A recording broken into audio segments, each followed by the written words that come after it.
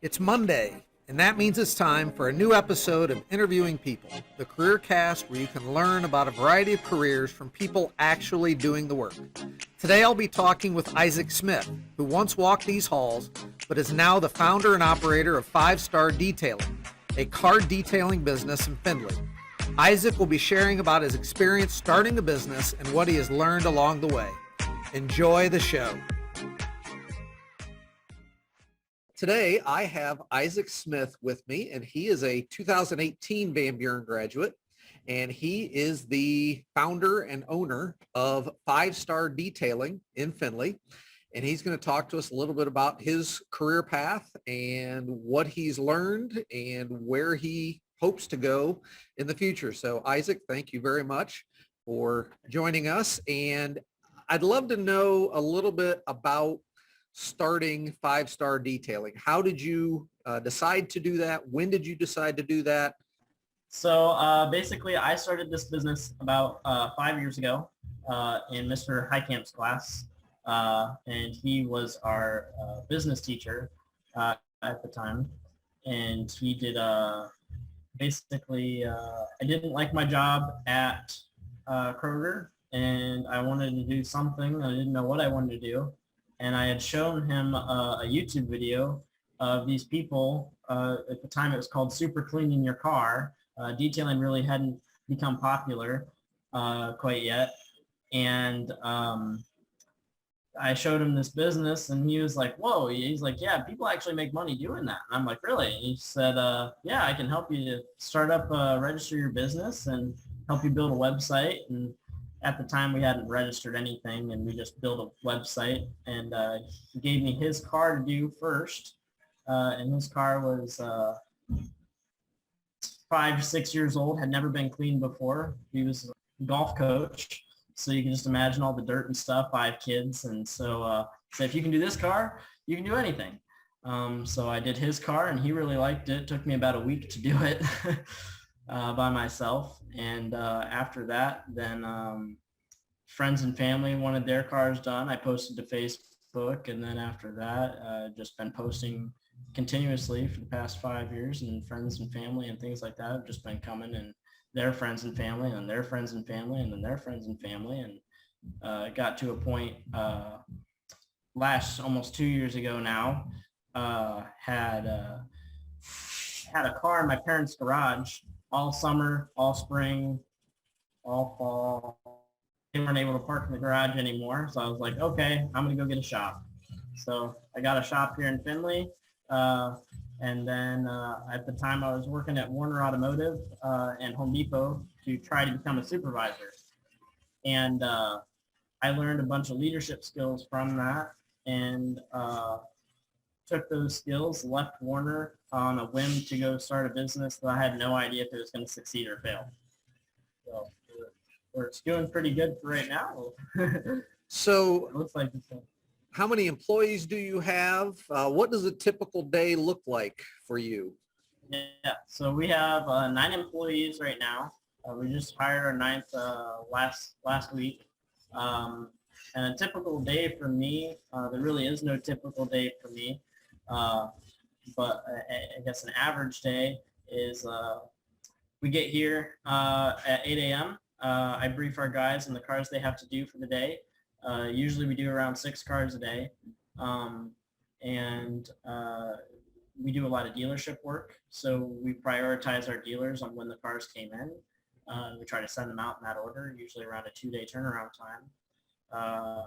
And we go through, and I have a bunch of meetings throughout the day with different people, whether it be businesses helping businesses, or trying to get more business is really my focus of my job, and my quality control of the cars we do.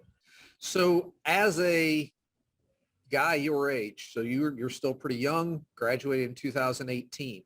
Do you feel like that's something that has helped you, or has that ever hindered you, or do people, they just look at you as a business owner and they don't care about your age?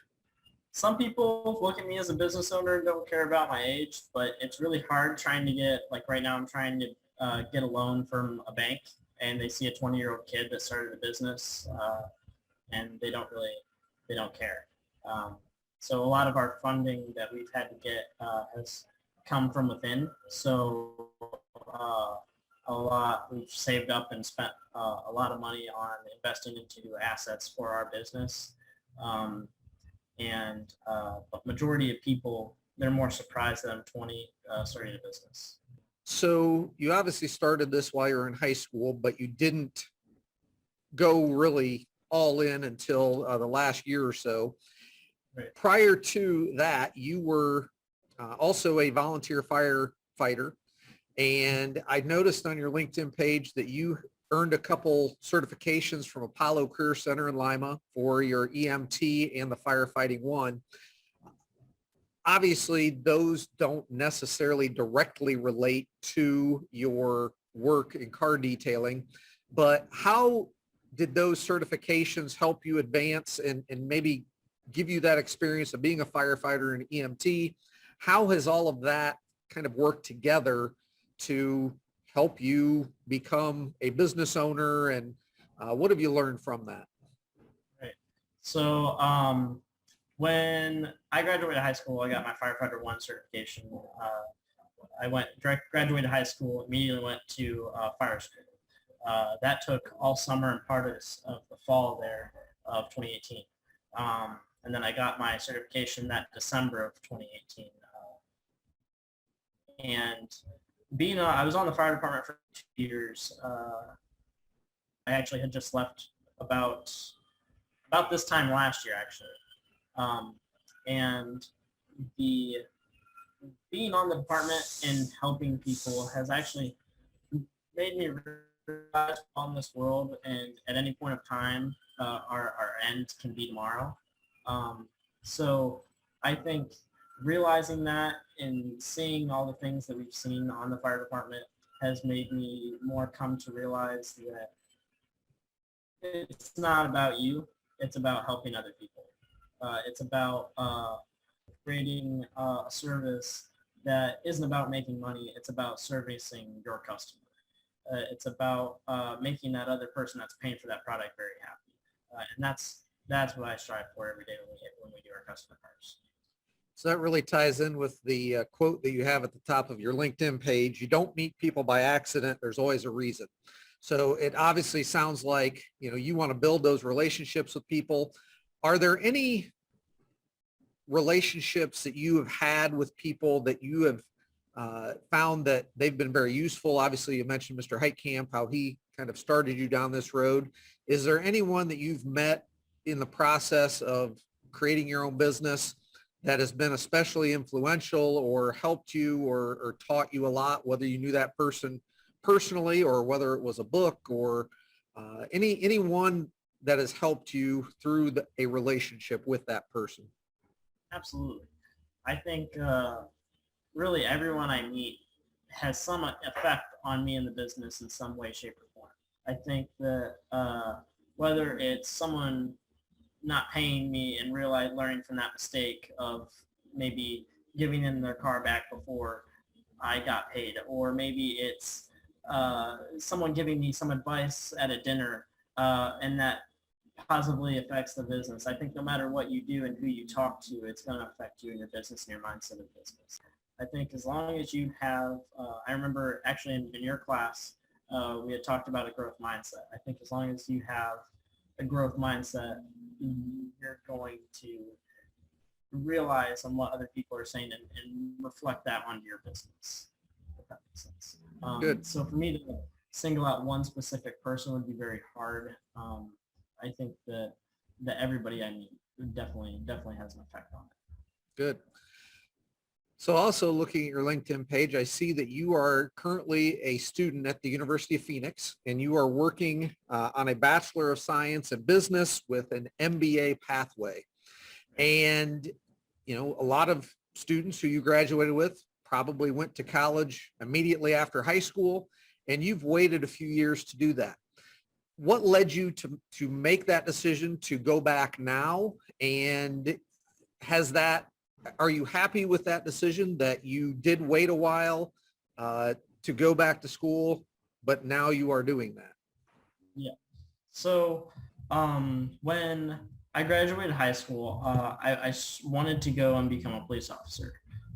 So I started going to Owens to pursue that dream of mine.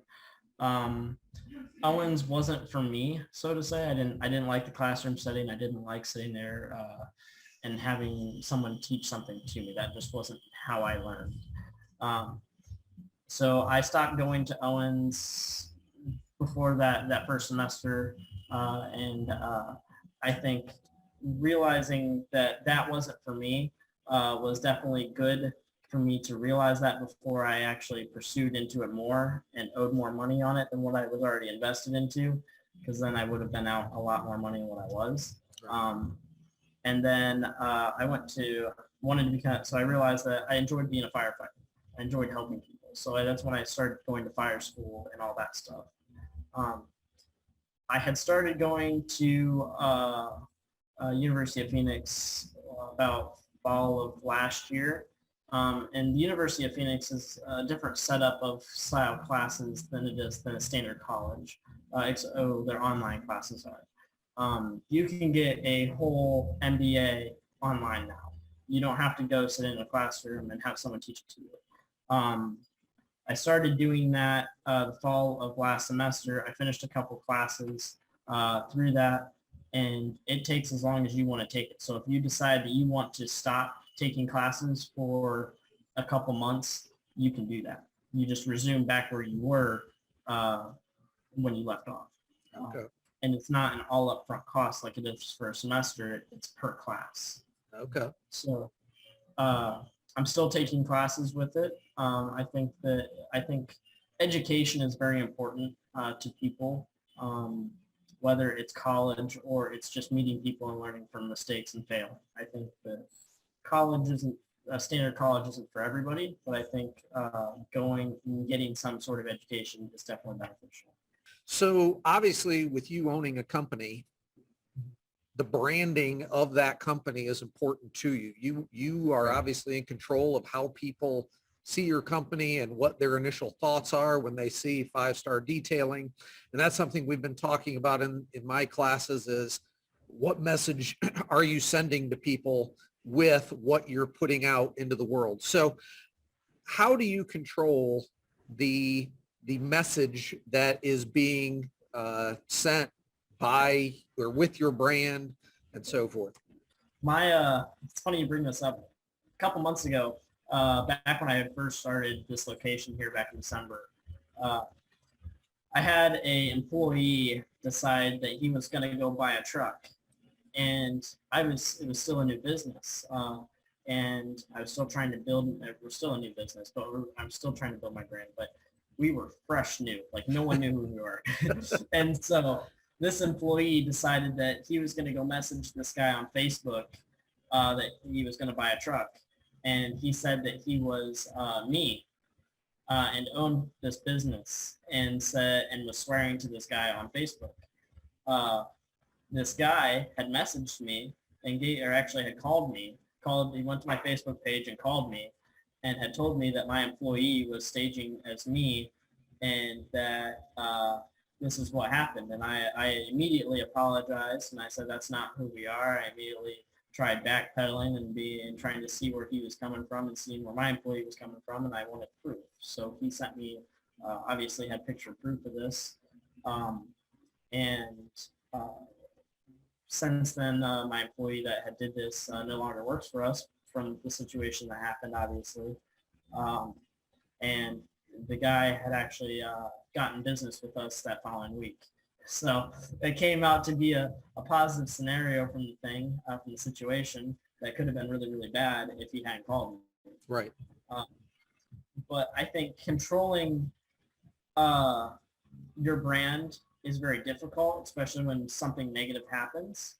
I think it's more how you respond to that negative situation, and that reflects the outlook. If you do nothing, I think you'd be very bad, and if you do the wrong thing, it will be worse. It's just how you respond.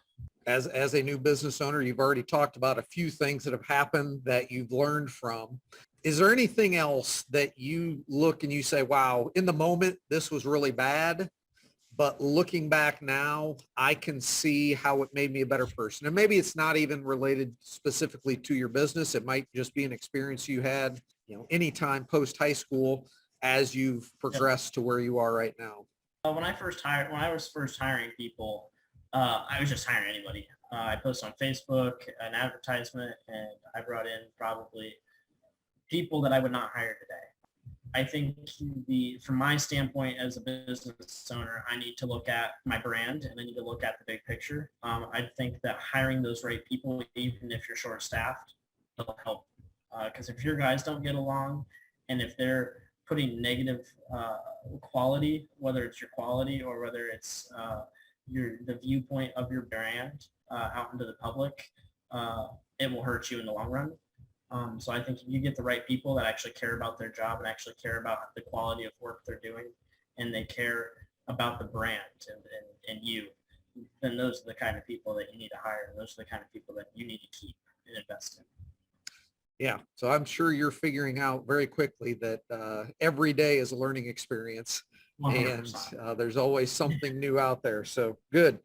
So couple fun questions related to your career. What's the nicest car you've had in your shop to work on?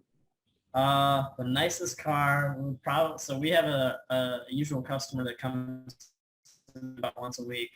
We do these wash packages, and this guy gets his 2021 Corvette Stingray washed with us about once a week. We actually we ceramic coated his windshield just because we like the car. And he's actually, we did it for free. And he's actually taking me to a car show next week. So cool. I'm actually kind of excited for that. Yeah. Good. Yeah. So again, building those relationships makes a huge difference. Most influential person that you've had in your life that's helped you get to where you are today? I would say my parents.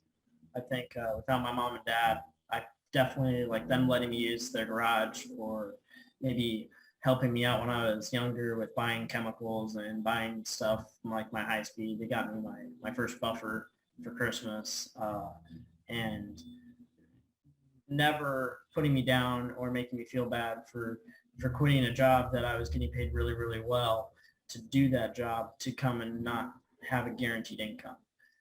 They supported me 100%. They were scared, but they supported me 100%. And I'd love to know how many kids out there have asked for a buffer for Christmas. Yeah, probably none. Probably not very many. Well, that just shows that you're in the right place right now. So right, yeah. I definitely.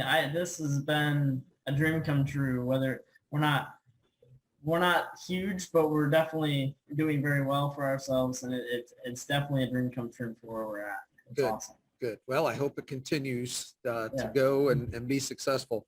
So obviously you are very busy. You're taking college classes. You own a business. Yeah. When you're not doing all of those things, what do you do to relax and just get away from everything for a little bit? I sleep when I hang out with my friends on the weekends. Okay. So I usually get to the shop around anywhere between, I either have meetings or something. My day starts around 7, 8 o'clock in the morning, and I don't usually end till 10, 11 o'clock at night. Oh, wow. Yeah. So we're open. The shop is open from 9 to 9, so 9 a.m. to 9 p.m. Okay. And by the time I get everything picked up and finished, it's usually around 10, 11 o'clock by the time I get home. Okay. So, yeah. So we definitely taking those weekends and that Sunday off definitely helps me keep going, because if I work 7 days a week, I'm going to burn myself out, and it's not really fun anymore. Right.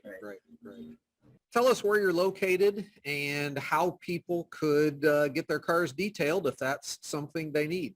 So we're located at 2042 Tiffin Avenue, right beside Cheddar's on Tiffin Avenue.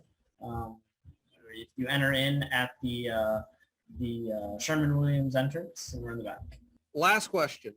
If you could go back in time and talk to high school Isaac Smith based on what you now know, what would you tell him? Take the risks. They're probably worth it. I've heard the saying, big risks, risks or high risk, high reward, it's definitely true. I think that you have to take calculated risks. If you don't take calculated risks, you're blindly shooting in the dark, hoping for success.